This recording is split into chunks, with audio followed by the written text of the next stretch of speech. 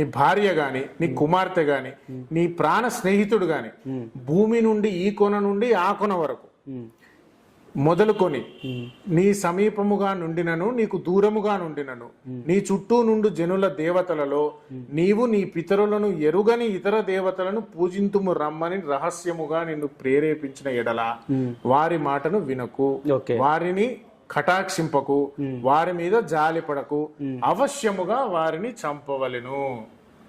ఇది బైబిల్లో దేవుడు చెప్పింది. అంటే వాళ్ళని ఖచ్చితంగా చంపేమన్నాడు.